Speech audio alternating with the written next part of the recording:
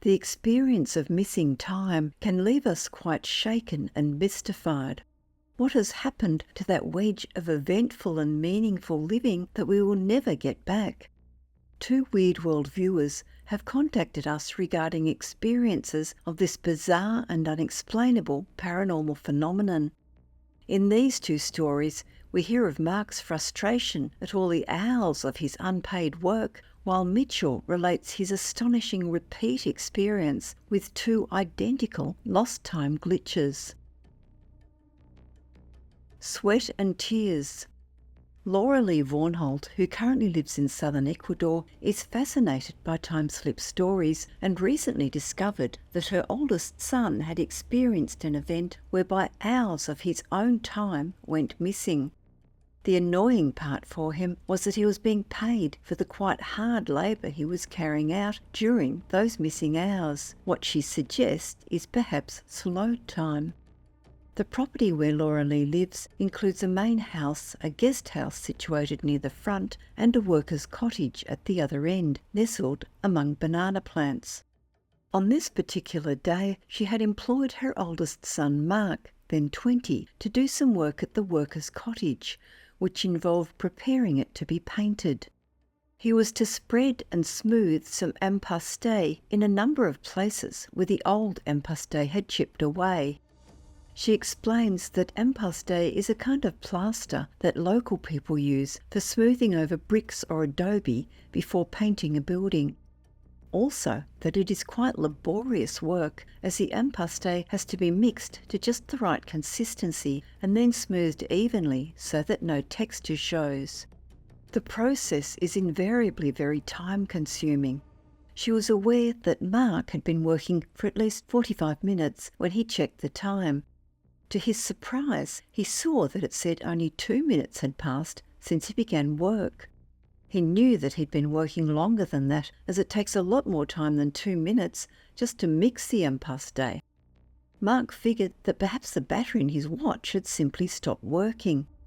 As he wanted to get a drink anyway, he decided to return to the main house and check the time there while getting a drink.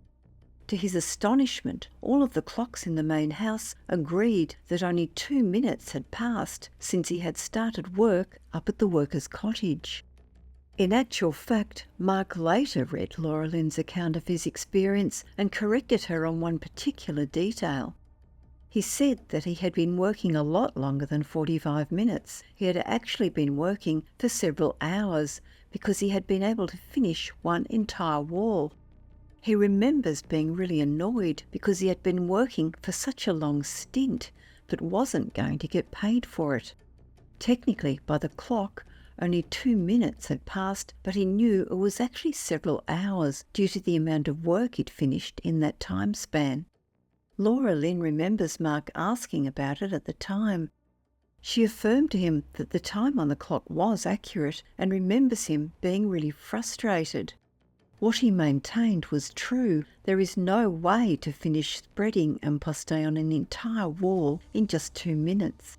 It takes longer than that just to mix the material, and before you can smear it on, you have to chip away the old plaster and get it as smooth as you can. His experience stuck out to them as very peculiar, as she and Mark know the work involved when working with empaste. She describes it as slow time, but certainly the compression of hours of work into a 2-minute window of reality is extremely strange and unexplainable. Double Enigma. In late May 1994, Mitchell LePate found himself at a gas station in New Jersey getting his car repaired. He knew the station because he had worked there, but was now on his way home from Rutgers University after a 2-year stint to finish his bachelor's degree. While waiting, he thought about a woman whom he had dated several years prior. Her son and Mitchell had worked at the gas station, and they had met there because she would drive her boy to his work shift. Despite Mitchell having been deeply in love with her, they had broken up after a year. She had an excellent job in business administration, and he was a lowly service attendant. After their breakup, it was her mother who encouraged Mitchell to finish his undergraduate degree.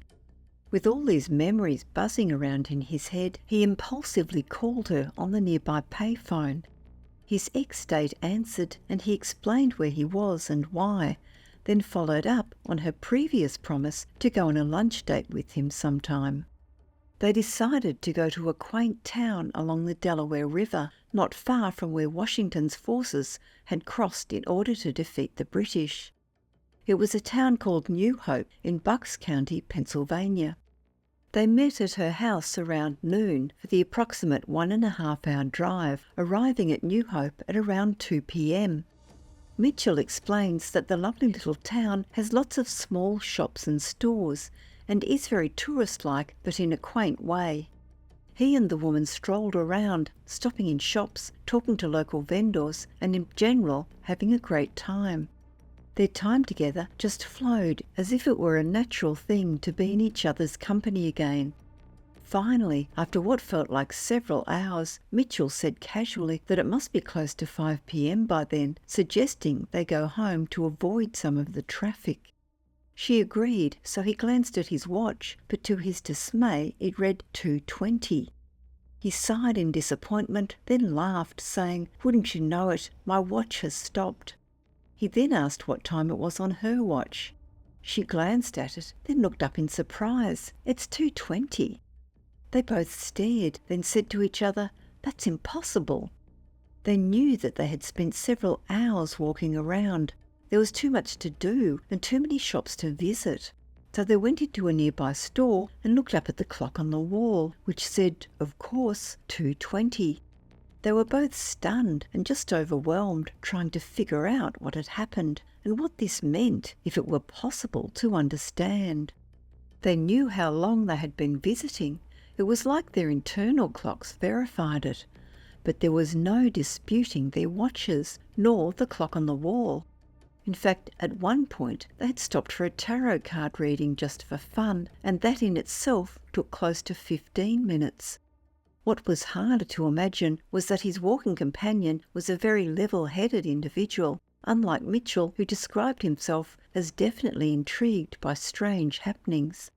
But she couldn't deny the events of that day, regardless of how practical her organised mind was about things. They headed back to his car, just numb in disbelief. On the way back, they began to talk about her plans. She had been dating a successful businessman whom Mitchell knew about. Mitchell felt quite convinced that he was the right catch for her, and he reminded her that the tarot reader had told her to go for the guy in her life who was very intense and powerful, saying that he was the right one. However, her stunning reply came back that she really now wanted Mitchell. He was so shaken that he almost veered off the road. It was so far from what he had expected to hear, and he stayed over on her couch that night, just shaking in disbelief. It was beyond comprehension, the shift in time and all the hours, or really minutes, that they had spent in New Hope. And then her declaration of interest for him. It all seemed impossible and unexplainable. The next morning they decided to go back to New Hope, and once again they found themselves walking its streets, visiting shops once more, talking to vendors, and overall enjoying each other's company. They had arrived once again at 2 p.m. At one point, Mitchell looked at his watch. "Oh, I can't believe this," he said in disbelief. "It stopped again. And look, it's 2:20. She looked at her watch and in shock replied, "Oh my gosh, that's what mine says too." It was like the day before, all over again. They knew that they had spent hours in the town, but that couldn't be proven according to their watches and the inevitable clock on the wall in a nearby store. That was it for Mitchell. On the way home, she accepted his marriage proposal. They were together for 7 years, but there were circumstances that pulled them apart. However, they are still mutually supportive friends, and they never did understand what happened on those 2 days in New Hope, but feel that it surely was a slip in time.